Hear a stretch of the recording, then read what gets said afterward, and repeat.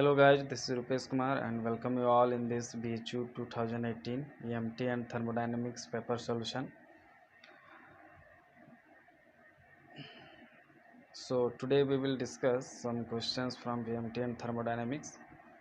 So our first question is Clausius-Mosotty relation is represented by the equation. ये electrostatics का question है। क्लाउसियस मोसोटी बहुत ही famous relation है और इसमें जो सही एक्सप्रेशन है I think that is alpha equal to 3 epsilon naught by n k minus 1 by k plus 2. So the answer is 3 epsilon naught by n k minus 1 by k plus 2. तो ये famous क्लाउसियस मोसोटी relation है दोस्तों, इसको आप याद रख सकते हैं।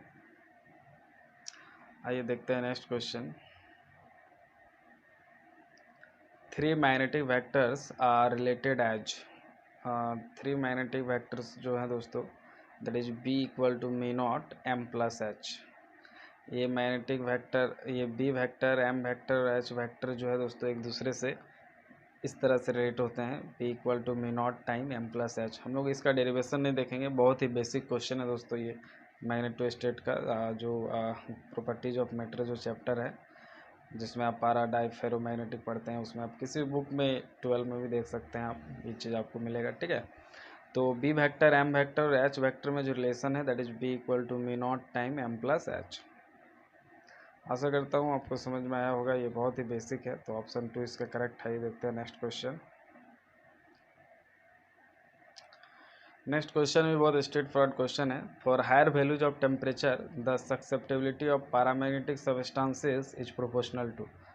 दोस्तों for higher value of temperature जो सक्सेप्टिबिलिटी होता है वो 1/2 है ना, पैरामीटर प्रोपोर्शनल टू।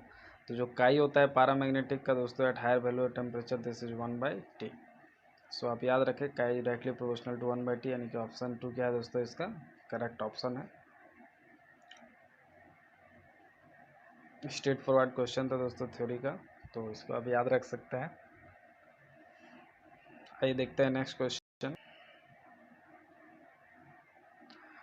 ओके, सो इस क्वेश्चन में थोड़ा कैलकुलेशन करेंगे हम लोग। A current I is flowing in a toroidal coil of circular cross section of radius R with capital L number of turns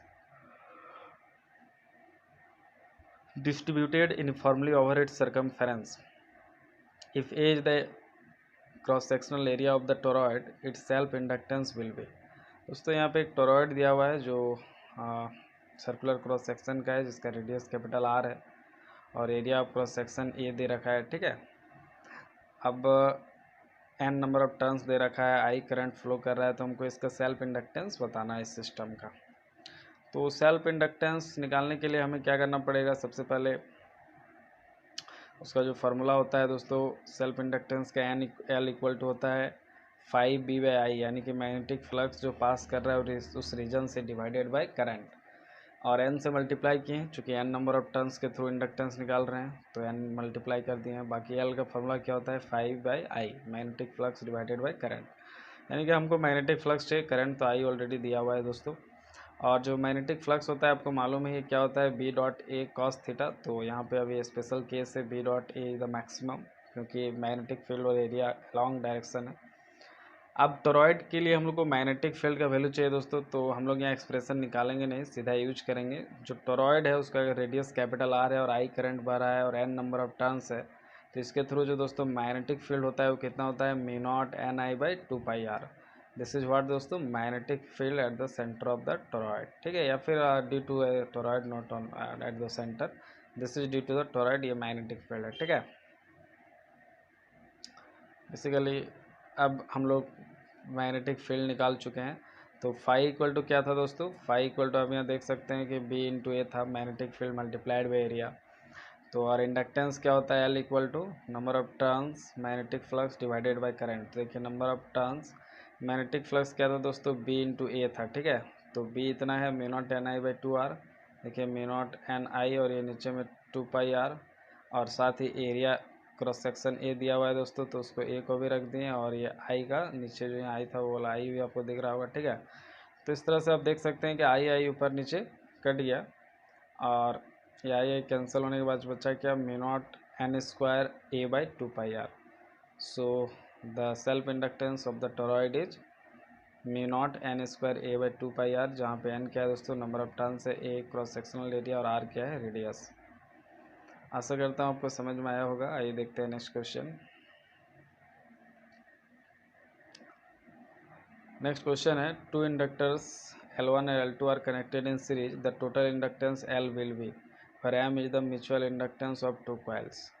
दोस्तों यहाँ पे क्या दे रखा है, L1 और L2 क्या है, दो कॉइल है, दोनों सीरीज में जुड़े हुए हैं और इनके बीच म्यूचुअल इंडक्टेंस M है। तो पूछ रहा है कि इनमें से कौन सा इनका टोटल इंडक्टेंस होगा।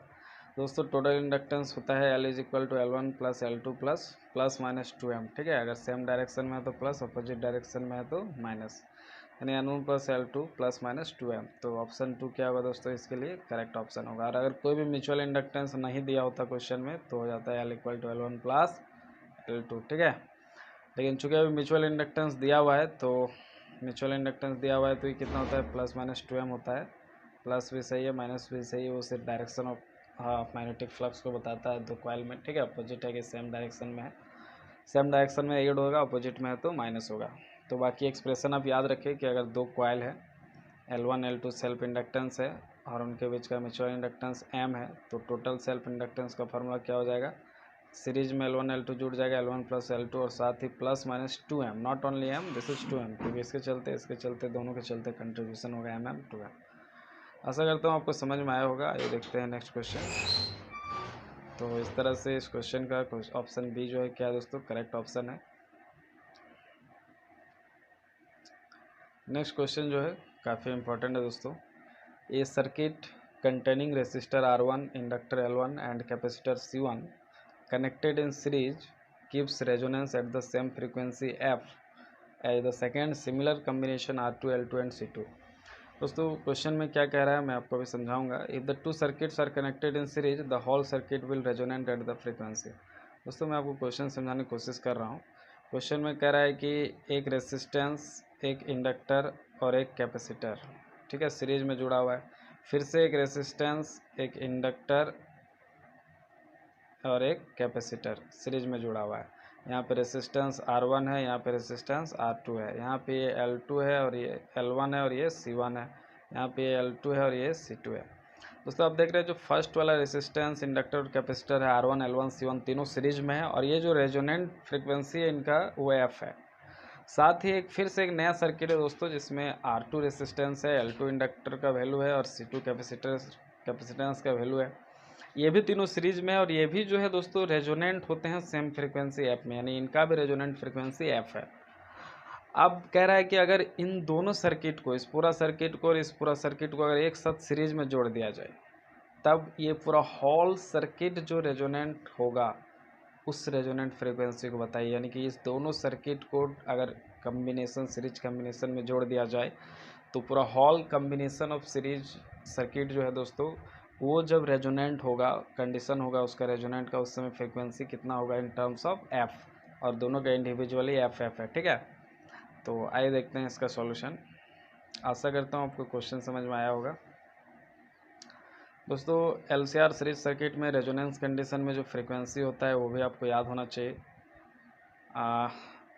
दोस्तों जो फ्रीक्वेंसी होता है रेजोनेंस का वो कितना होता है, 1/2π√LC होता है। ठीक है, तो फर्स्ट के लिए क्या हो जाएगा √L1C1 और दूसरा के लिए क्या हो जाएगा √L2C2 और दोनों का फ्रीक्वेंसी ऑफ रेजोनेंट बराबर है दोस्तों दोनों सर्किट का। फर्स्ट सर्किट R1 L1C1 और दूसरा R2 L2C2। तो F is equal to 1/2π√L1C1 is equal to 1/2π√L2C2। दोस्तों आप यहाँ से देख सकते हैं कि चूँकि दोनों बराबर है तो 2π गेट कैंसल। अब रेसिप्रोकल ले लेंगे तो ये क्या होगा दोस्तों, ऊपर चला जाएगा, ये भी ऊपर चला जाएगा। अब स्क्वायरिंग बोथ साइड कर देंगे तो L1C1 इक्वल टू क्या बचेगा, L2C2। वहाँ से L1 निकाल लेंगे तो कितना बचेगा दोस्तों, L2C2 डिवाइडेड बाई C1। इस L1 को इसलिए निकालें क्योंकि अभी इसका हम लोग क्या करेंगे दोस्तों, इस्तेमाल करेंगे। ठीक है, ये क्या है, ये दिया हुआ है कि दोनों का इंडिविजुअली रेजोनेंट फ्रिक्वेंसी बराबर है, एफ के बराबर है। ठीक है, इसको हमने इक्वेशन 1 मान लिया, यहाँ से इसे यूज करके L1 भी निकाल लिया। दोस्तों when two circuit are connected in series, जब दो सर्किट को सीरीज में कनेक्ट किया जाएगा दोस्तों तो उनका इंडक्टेंस कितना होगा, L टोटल इंडक्टेंस कितना होगा, L1 प्लस L2 हो जाएगा। और 2 कैपेसिटर को भी ऐड किया जाएगा, तो उनका इक्विवेलेंट कितना होगा। और आपको मालूम है दोस्तों कि जब कैपेसिटर को सीरीज में जोड़ते हैं तो इनका इक्विवेलेंट हम लोग रेसिस्टेंस के जस्ट उल्टा लेते हैं, यानी कि रेसिस्टेंस का जो पैरेलल कम्बिनेशन होता है वो कैपेसिटर का सीरीज कम्बिनेशन होता है, और जो कैपेसिटर का रेसिस्टेंस का जो सीरीज होता है वो इसका पैरेलल होता है, तो यानी उल्टा जो ऐड होता है। तो अभी 2 कैपेसिटर सीरीज में है तो इनका इक्विवेलेंट कितना हो जाएगा 1/C equivalent equal to 1/C1 plus 1/C2। इसको सॉल्व करेंगे तो C इक्वल टू कितना आ जाएगा C1 into C2/C1 plus C2। कुछ नहीं किए, 2 कैपेसिटर को सीरीज में जोड़े हैं, ठीक है। यानी कि जो दोस्तों हमारा नया सर्किट होगा उसका इक्विवेलेंट C मिल गया हमको और उसका इक्विवेलेंट L मिल गया, ठीक है। अब ये कब रेजोनेंट पे होगा, तो उसके लिए इसका रेजोनेंट का दोस्तों जो एफ प्राइम होगा, जो नया सर्किट बनेगा दोनों सर्किट को सीरीज में जोड़ने पे, उसका जो रेजोनेंट फ्रीक्वेंसी होगा दोस्तों एफ प्राइम कितना होगा 1/2π√LC होगा, जहाँ पे L इक्विवेलेंट L है और C इक्विवेलेंट C है। तो 1/2π√, अब ये LC का प्रोडक्ट चाहिए और हम इक्विवेलेंट L और C निकाल चुके हैं, उसका प्रोडक्ट कैलकुलेट कर लेते हैं, फिर यहाँ पे पुट कर देंगे, ठीक है। ये L निकाल चुके हैं, C निकाल चुके हैं, आप देख सकते हैं। इसको देखिए हमने इसका प्रोडक्ट ले रहा हूँ, तो ये L1 plus L2 multiplied by C1 plus C2। आप देख सकते हैं कि यहाँ पे जो ये C1 इस टर्म को हमने पूरा बाहर रख लिया, अंदर में क्या बचा L1 प्लस L2। L2 को तो हमने रहने दिया और L1 के जगह पे मैं क्या रख रहा हूँ L2 C2/C1। L1 के जगह पे ये वैल्यू कहाँ से मैं रख रहा हूँ, अभी हमने निकाला था यहाँ पे फर्स्ट कंडीशन यूज करके, L1 के जगह पे L2 C2/C1। तो उसी को मैं यहाँ पे क्या कर रहा हूँ दोस्तों, पुट कर रहा हूँ। तो अब आप यहाँ से देख सकते हैं कि इससे भी कुछ शायद कॉमन आ जाएगा, L2 कॉमन आ जाएगा। तो देखिए हमने L2 को बाहर निकाल लिया तो बचा C2/C1 प्लस 1। अब देखिए इसको क्या किया हमने, C1 को इधर ले गया तो ऊपर में हो गया C1 प्लस C2 और नीचे में क्या बचा C1। यहाँ से ये C1 कट गया दोस्तों और ये C1 प्लस C2 भी कट गया, तो बचा क्या, सिर्फ ऊपर में बचा C2L2। क्या बचा C2L2, यानी कि जो LC का प्रोडक्ट है दोस्तों कितना है C2L2। अब इस LC का जो प्रोडक्ट है दोस्तों C2L2, इसको हम लोग यहाँ पे यूज कर लेंगे। जो नया सर्किट का रेजोनेंट फ्रिक्वेंसी अब प्राइम है दैट इज 1/2π√LC 1/2π√अंडर C2L2 या L2C2, क्योंकि LC का प्रोडक्ट निकाले अभी हम लोग C2L2 के बराबर है, यानी कि L1C1 के बराबर है। सॉरी, अब ये 1/2π√अंडर L2C2 किसके बराबर है दोस्तों, ये टर्म जो है 1/2π√अंडर L2C2 ये किसके बराबर है, आप यहाँ देख सकते हैं 1/2π√अंडर L2C2, यानी कि जो सेकेंड सर्किट था उसका resonant frequency is equal to first का resonant frequency is equal to F, question में दिया हुआ था। यानी इस पूरा टर्म के जगह पे हम लोग क्या यूज कर सकते हैं, F यूज कर सकते हैं, यानी कि F प्राइम जो था दोस्तों, दोनों इंडिविजुअल सर्किट को आपस में सीरीज में ऐड करने के बाद जो एक नया सर्किट बन रहा था इक्विवेलेंट सर्किट, उसका रेजोनेंट फ्रिक्वेंसी भी कितना आ रहा है दोस्तों, F आ रहा है, जो दोनों का इंडिविजुअल था। यानी अलग अलग सर्किट का रेजोनेंट फ्रिक्वेंसी मस्ट भी इक्वल टू कम्बिनेशन का रेजोनेंट फ्रिक्वेंसी। तो इस तरह से आंसर हमारा क्या हो जाएगा, F ही हो जाएगा, ठीक है। आशा करता हूँ आपको कैलकुलेशन समझ में आया होगा दोस्तों, बहुत ही इंपॉर्टेंट क्वेश्चन था। तो आंसर कितना होगा दोस्तों, F ही होगा। फ्रीक्वेंसी उस कंबाइंड सर्किट का भी, होल सर्किट का भी कितना होगा, F ही होगा रेजोनेंट फ्रीक्वेंसी। आशा करता हूँ आपको समझ में आया होगा। ये देखते हैं नेक्स्ट क्वेश्चन।